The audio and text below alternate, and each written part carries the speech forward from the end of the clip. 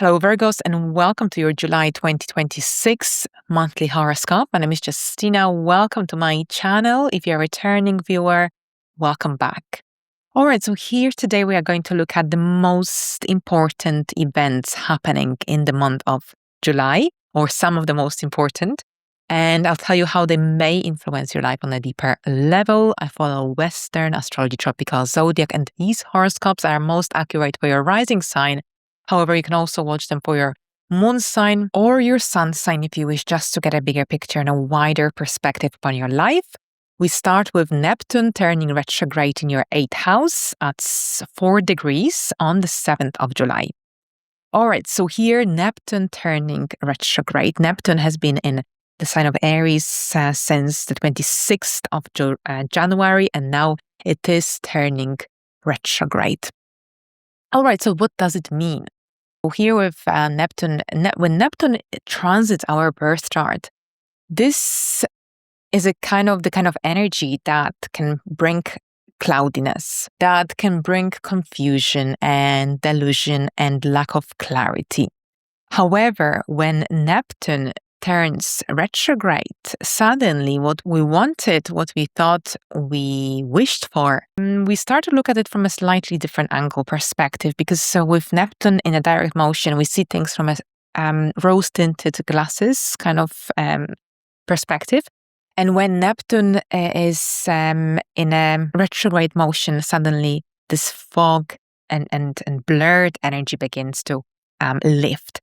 The 8th house deals with transformation, any financial agreements you may have with other people, emotional, financial entanglements. This is the area of shared and joint resources as well. So here a financial situation, a partnership, for example, if something felt unclear, confusing, now with Neptune in a retrograde motion, you will begin to see it from a different perspective, a different angle. Anything that you've been avoiding in connection to any financial, emotional entanglements, they suddenly become impossible to ignore. But this is also in relationship to perhaps shared and joint resources you have within your marriage, within your business partnership. If things are out of balance, this is also a time when you will be reviewing, reassessing, especially since Saturn will also turn retrograde in this area of life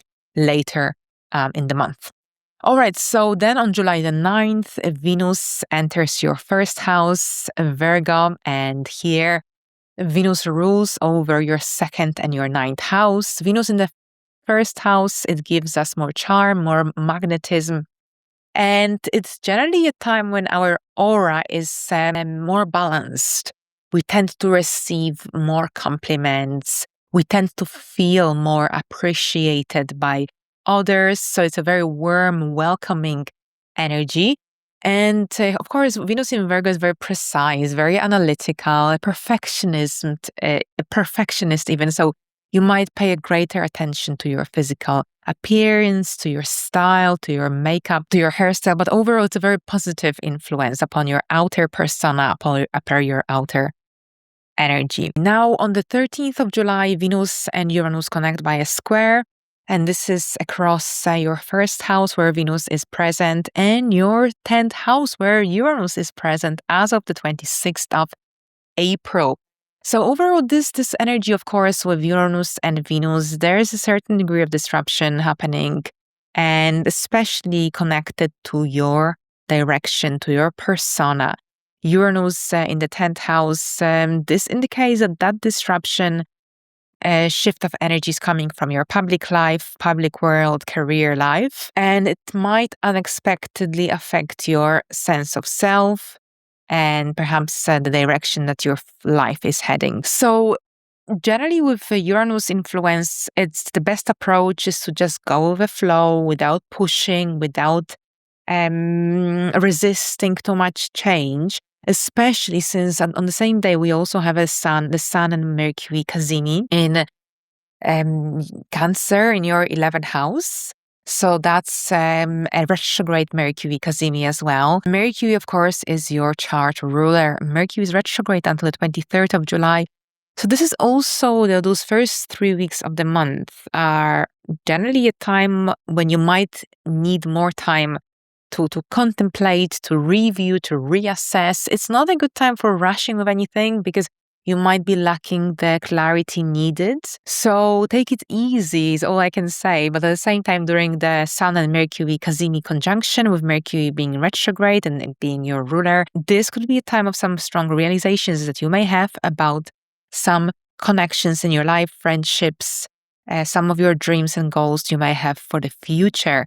With Mercury retrograde being activated as well, and with its phase being a retrograde, this also means that perhaps something from the past might be returning around this time. Maybe you are reevaluating a friendship, or perhaps some kind of group involvement, your group involvement, for example, as well. Mars is in the 10th house during this time as well. So there's a lot of emphasis upon your outside world, your public life.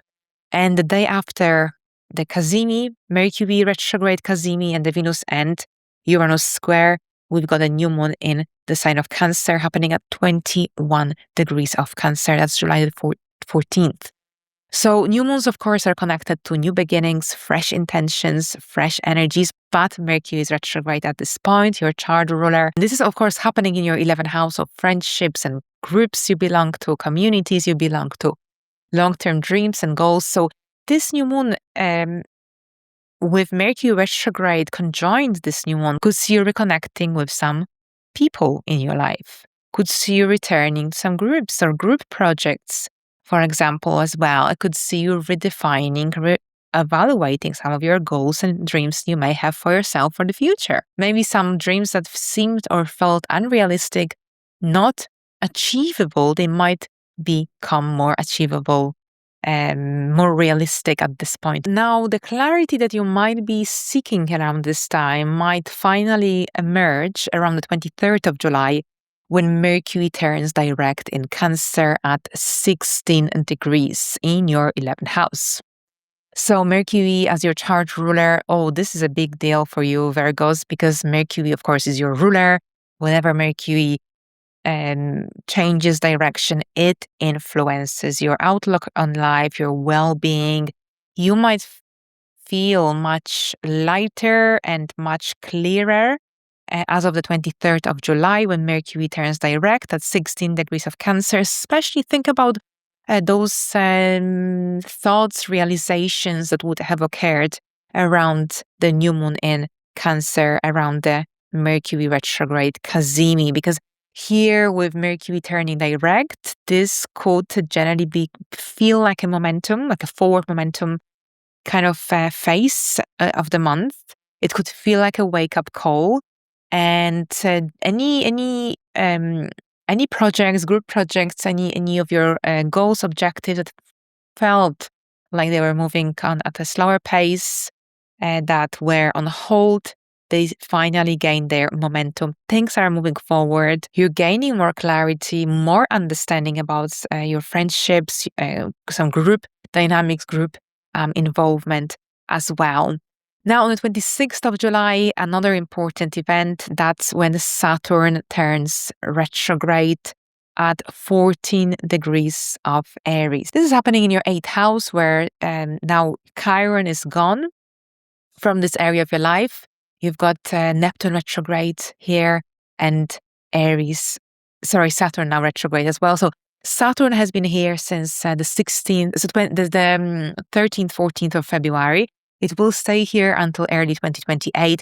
And now at 14 degrees of Aries, it's turning retrograde here, joining Neptune. So here, generally, with Saturn retrograde, anything that's this is about reviewing, see what happens, what happened, what you initiated, especially connected to shared and joint ventures, partnerships, perhaps your financial structures as well. This is a time for reviewing, reassessing what you have established since February 13th, 14th, when Saturn entered this area of your life. When Saturn is retrograde, we review, reassess what we have built, the structures you have built in your 8th house, connected to other people, connected to any partnerships, collaborations you may have been involved since, connected to any schemes, government schemes, to your insurance, for example, life insurance, health insurance, your mortgage.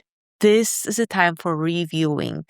Anything new and brand new connected to these 8th house dynamics will be harder to achieve in the upcoming months. Now is the time for reviewing, reassessing. It's not a good time for engaging in some new financial commitments with others. Obviously, if you have to, you have to. But you need to be completely clear on what you're getting yourself into. Right, so on July the 26th, another huge event. This is when the North Node enters Aquarius, the South Node enters Leo. A massive event of July. This only happens every 18 months. Currently, the nodes are in Pisces and Virgo, the North Node in Pisces, the South Node in Virgo. At this point on July the 26th, the North Node enters Aquarius, the South Node enters Leo. So that's your 6th and the 12th house. And you've got Aquarius in your 6th house. The North Node will be in the 6th house, the South Node in Leo in the 12th house. This is a big cycle. Of course, with these shifts of energy, we can't just look at one specific house, the 6th house. No, we look at both houses because the nodes will be transiting these houses, but the eclipses will activate these houses every 6 months. We've had one eclipse in Aquarius already in February that activated your 6th house. It was a solar eclipse. And we have another one in Leo, a solar eclipse in Leo happening on the 12th of August. So that's also a solar eclipse. It will be in your 12th house. So this cycle is about lifestyle changes, self-improvement. And it's about committing to routines and structures in your daily life that have a meaning, but also that can be or are sustainable. This is about restructuring your daily reality, your daily life. It's about moving away from what doesn't work anymore, what doesn't serve any purpose. So this is a massive cycle of lifestyle changes, but at the same time of the 12th house, it's about facing fears and unhealed emotions and feelings and letting go, releasing them. So it's an 18-month karmic reorientation cycle that begins on July the 26th, a time of when the North Node will be in the 6th house. So that's where things are easier achieved and possibilities are more realistic, more achievable. So that's where you will be improving your daily life. Maybe implementing new exercise regime, moving away from unhealthy diet, unhealthy foods, unhealthy dietary choices, maybe changing how you work. So it's a big one. I remember when it happened to me as the 6th house and the 12th house cycle, I changed my routine. I became very active. I'm not someone, I don't like exercising. I do it because I have to. I like swimming and skiing and walking. I like going for walks and exploring. I love nature, but exercising, it's not really my thing.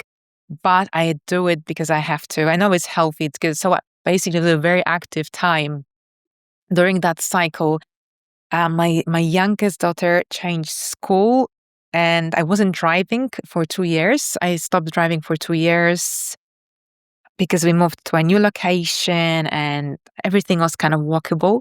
So I started to walk my daughter to school, which was a bit of a walk. It was 15, 20 minutes. It was a half an hour walk, basically, every morning, back and forth. And I had to change my style, even my clothing style. I had to buy gym clothes. And I'm not someone who usually wears gym clothes that much, but I had to kind of invest in those athletic and gym outfits.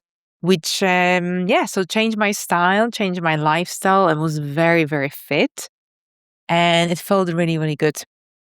So that was one of the lifestyle changes that was quite significant. And, right. So that's a one example here for you. Okay, so here on the 27th, we've got the Sun and Pluto opposition. So keep an eye on this day, 27th to 29th, because this is a build up towards the full moon in Aquarius, which will be exact on the 29th of July.